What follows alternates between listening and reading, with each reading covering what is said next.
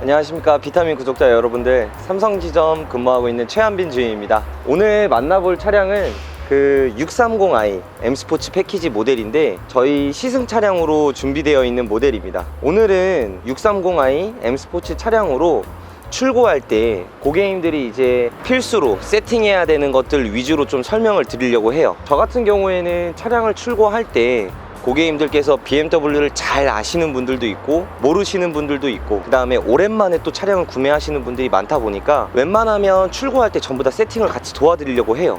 근데 차량을 이용하시는 고객님들 중에서 세팅하는 방법을 잘 모르겠다, 이런 분들이 좀 많은 것 같아서 제가 출고 설명 이외에 필수 값으로 설정을 해야 되는 부분들 위주로 좀 설명을 드리려고 합니다. 우선은 차량 앞쪽으로 이동하게 되면은 운전석부터 세팅하는 걸 한번 보여드릴게요. 우선 6 시리즈 차량 같은 경우에는 이 시트 쪽, 그 다음에 핸들, 그 다음 사이드 미러, 이렇게 세 가지 운전자가 탑승을 했을 때 좌석과 핸들, 사이드 미러를 모두 다 설정을 할 수 있고 저장을 할 수 있어요.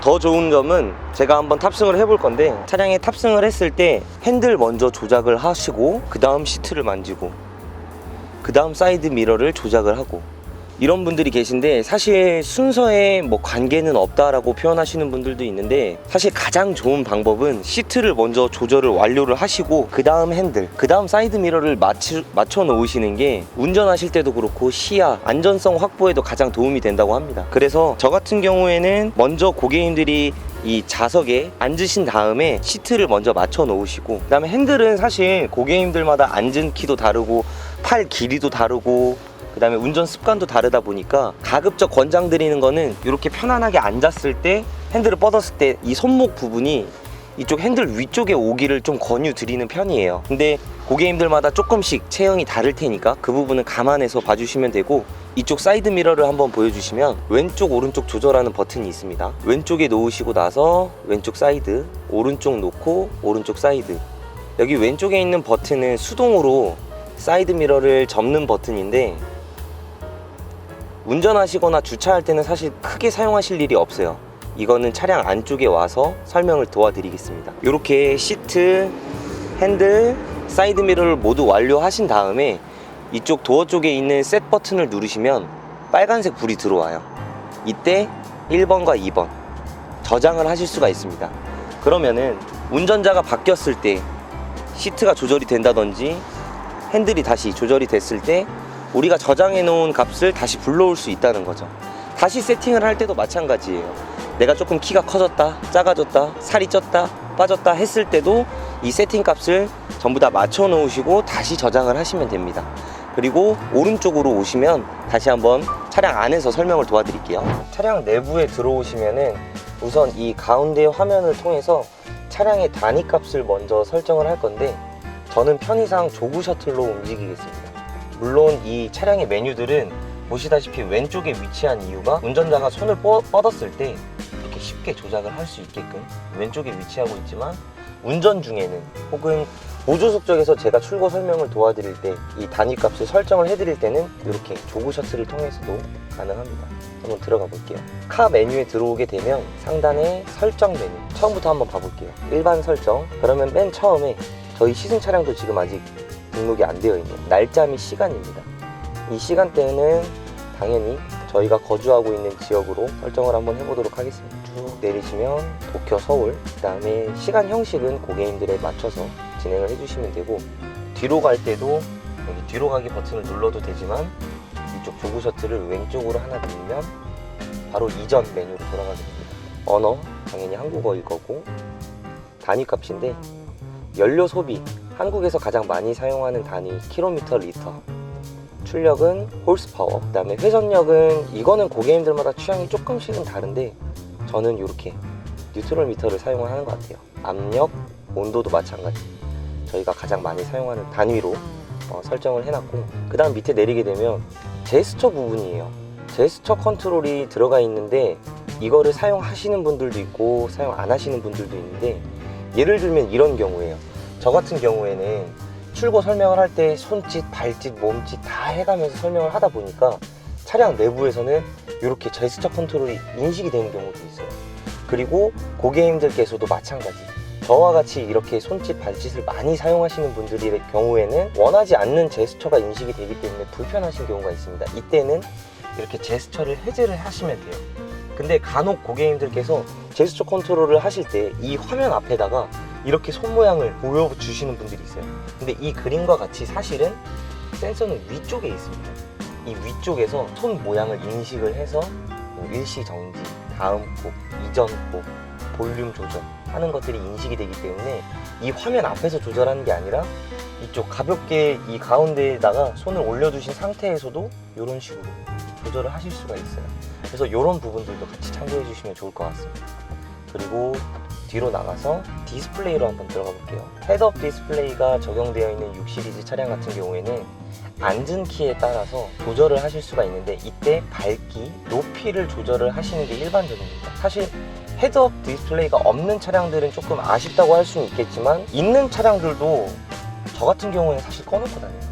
왜냐하면 저는 운전할 때는 좀 많이 예민한 편인데 실제로 제가 운전할 때는 이 헤드업 디스플레이조차도 저한테 개인적으로는 시야가 조금 방해되는 그런 느낌을 많이 받아요. 그래서 저는 고속도로를 제외하고 시내에서는 좀 꺼놓는 편입니다.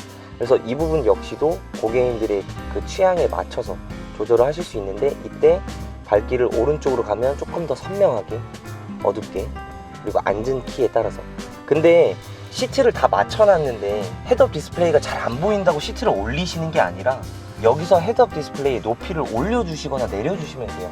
아까도 말씀드렸지만 시트, 핸들, 사이드 미러는 그냥 고정값이에요. 이거를 그대로 두고 나서 나머지의 편의사항들을 조절하시는 게 운전도 그렇고 안전성도 그렇고 확보가 조금 더 용이할 테니까 이런 부분들도 참고를 해주시면 좋을 것 같습니다. 그 다음 뒤로 나가서 도어 액세스, 트렁크 리드 같은 경우에는 가장 상단에 위치해 있는데 저희 집은 사실 필로티 주차장이다 보니까 이거를 끝까지 올려놓으면 위에 닿을 것 같아요. 조금 불안해요.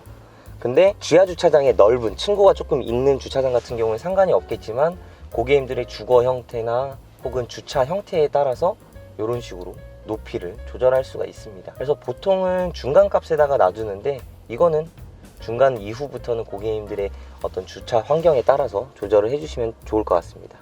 그리고 디지털 키 같은 경우에는 일부 차종을 제외하고 거의 대부분 차량들이 적용이 되는데 갤럭시에서는 보통 이제 지원되는 기종이 많지 않다 보니까 보통 아이폰을 사용하시는 고객님들께서 굉장히 유용하게 사용하시는 것 같아요.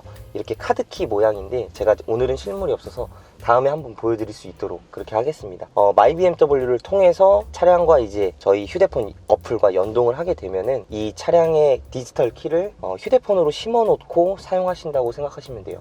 근데 이때 저 같은 경우에는 디지털 키를 그냥 여기 차량 패드 위에다 올려놔요.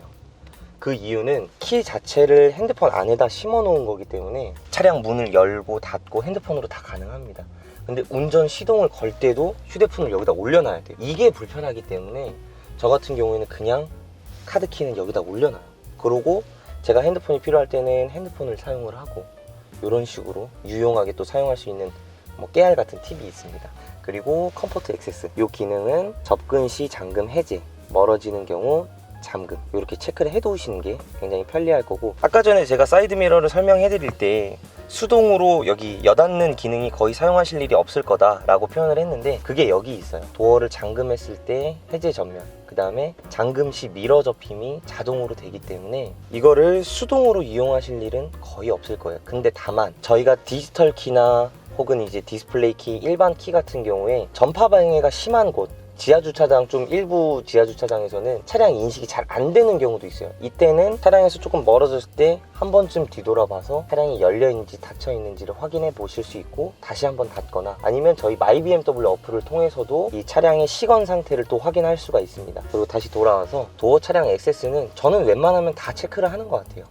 일정 시간 후 잠그기, 출발 잠금. 되게 유용한 게 이런 게 있었어요. 제가 썬루프를 열고 오늘 날씨가 좋아서 더워서 그래서 썬루프를 열어놓고 주차를 했는데 갑자기 비가 오는 경우가 있겠죠. 특히 저희 한국 같은 경우에는 소나기도 많이 내리고 이러다 보니까 미처 이거를 닫지 못하는 경우가 있어요. 예를 들면 이렇게 환기 버튼, 이때 주차를 한 상태에서 비가 오거나 혹은 6시간이 지났을 경우에는 틈새가 자동으로 열리거나 닫히거나 이런 편의 기능도 같이 있습니다. 그래서 저는 웬만하면 전부 다 체크를 한 상태에서 출고를 도와드리고 있어요. 그리고 뒤로 이동해서 이 부분 실내 조명인데, 이 부분은 들어가기 전에 즐겨찾기 기능을 하나 보여드릴게요.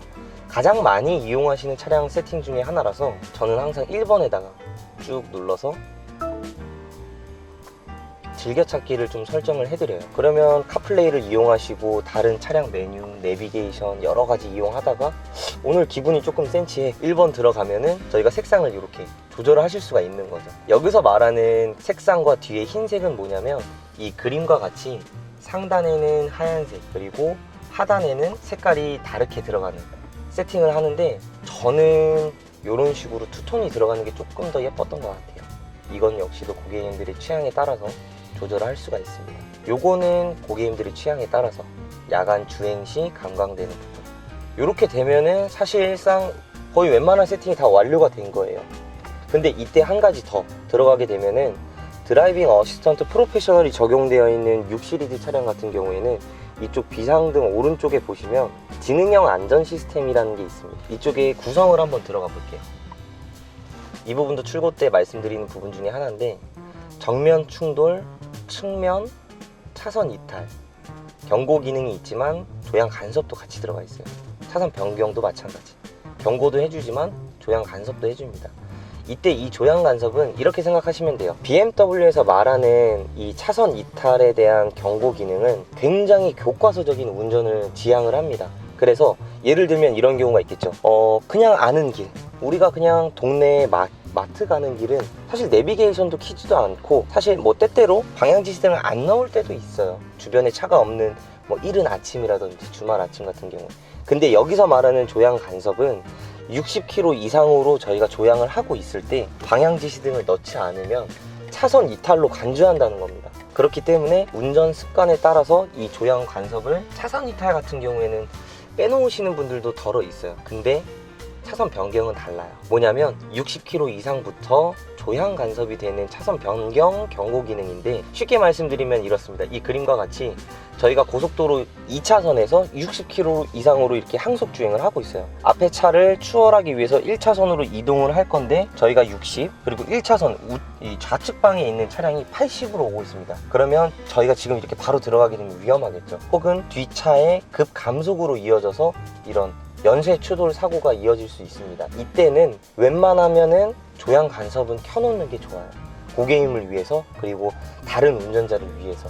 그래서 이 조향 간섭은 웬만하면 빼지 않는 걸로 좀 안내를 해드리고 있습니다. 이렇게 차량에 대해서 알아봤는데, 다른 여러 가지 기능들도 굉장히 많이 있어요. 저희 비타민 채널 통해서 고객님들이 모를 수 있는 거, 몰랐던 거, 혹은 잊었던 기능들 위주로 설명을 좀 많이 도와드릴 테니까 저희 채널 자주 찾아주시고, 저희 차량에 대한 시승 상담이 필요하신 고객님들께서는 언제나 편하게 열려 있으니까 저희 지점을 통해서 상담 요청해 주시면 감사하겠습니다. 이상 최한빈 주임이었습니다.